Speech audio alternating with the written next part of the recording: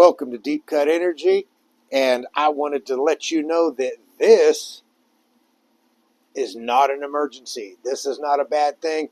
This can be a blessing in disguise if you have your attitude right and you know how to truly enjoy your cigars. So let's roll this intro and get into this quick video.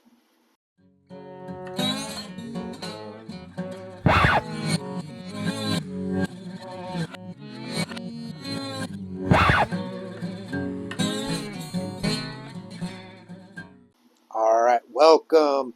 And I am once again smoking the Alec Bradley Magic Toast. The Magic Toast has a double wrapper.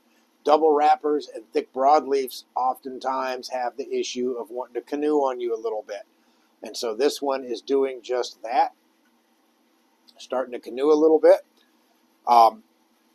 I would rather it didn't, but it's not the worst thing in the world, especially if you do what I told you in the Going Nose Forward video. So much of what you're going to get from a cigar is going to boil down to the smell. And a lot of that smell comes off the foot. Man, it is so nice. So I'm doing that all the time. I'm cupping that, getting the smell off the end of that so that I can smell that wrapper burning. So now, though, I'm going to have to even up this burn line where the thing's going to canoe all the way down the middle, right? So you can see that burn line's getting definitely not as even as it could be. Actually, oddly enough, the canoe is starting to kind of take care of itself a little bit. It's a well-constructed cigar. Just nature of the beast when you're dealing with a double wrapper. But what's going to happen when I even up this burn line is I'm lighting the wrapper on fire, right? I'm giving it some toast so that it'll even up that burn line. So what's the byproduct of that? More smoke from that wrapper. So what am I going to do? I'm not letting that go to waste.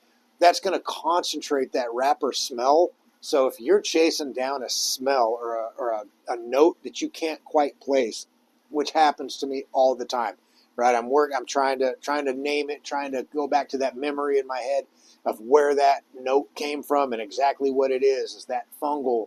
Is it more woody? Right? Is it nutty? And I can't quite, maybe I'm going, that's nut, but it's, it's not quite. I can't name what is at the inside of a nutshell, and you can't quite get it.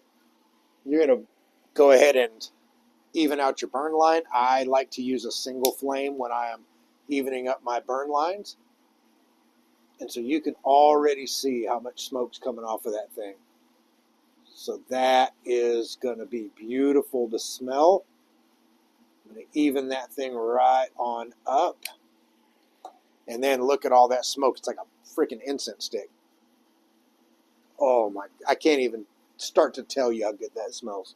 It's not the worst thing in the world. We would all rather our cigars have an even burn line and not have a canoe.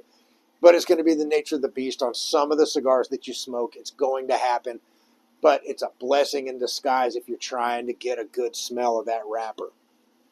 Man, that thing smells amazing. Throw a comment down on how you deal with canoeing. I've seen some people, I wouldn't say do this, but do the lick their finger and try to wet the thing.